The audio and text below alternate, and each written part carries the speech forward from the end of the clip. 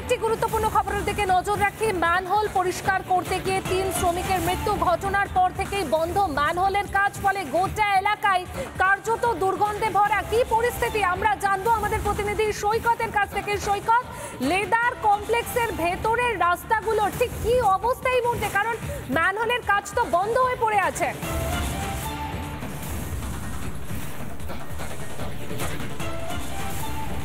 একদমই দেখো, ম্যানহোলের কাজ বন্ধ হয়ে পড়ে রয়েছে এবং যেখানে ঘটনা ঘটেছে সেই জায়গাটায় আমরা যাচ্ছি এবং ঠিক সেই জায়গা দিয়ে একজন পাস করার চেষ্টা করছেন, একজন বয়স্ক মানুষ। তার সঙ্গে একটু কথা বলার চেষ্টা করব কারণ এই জায়গাটা কার্যত চলাচলের অযোগ্য হয়ে গেছে। দাদা একটু একটু একটু জানাবেন, এইভাবেই কি যাতায়াত করেন আপনারা? 6 মাস হলো যাতায়াত করছি।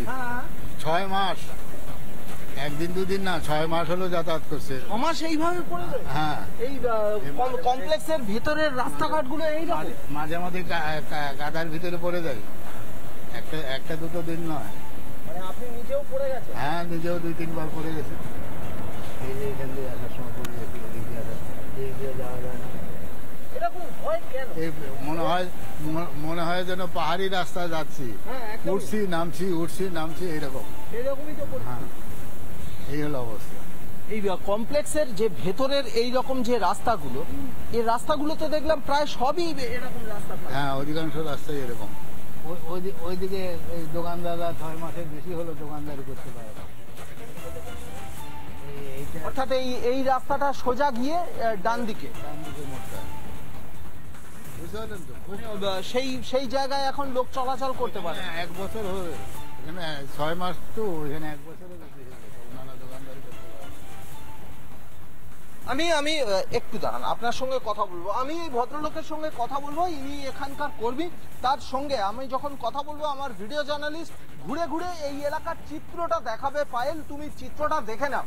সামনেই রাজ্যের শিল্প সম্মেলন, ঝাঁ চকচকে শিল্প সম্মেলন হবে। একেবারে 5 স্টার 7 স্টার হোটেলে বড় বড় শিল্পকর্তারা আসবেন, যেটা অবশ্যই আমাদের রাজ্যের পক্ষে খুব আশাব্যঞ্জক। কিন্তু তার ঠিক আগে এই যে ঘটনা এবং ঘটনাকে ঘিরে এই যে পরিস্থিতি, এইটা রাজ্যের শিল্পের ক্ষেত্রে কতটা আশাব্যঞ্জক সেটা বোঝা যাচ্ছে না। আপনি বলুন, এই যে গাড়িগুলো যাতায়াত করে, হ্যাঁ, খুব রিক্সে যাতায়াত করে। গাড়ি ভ্যানগুলি উল্টে যায়, তো ভ্যানগুলি মাঝে মাঝে উল্টে যায়।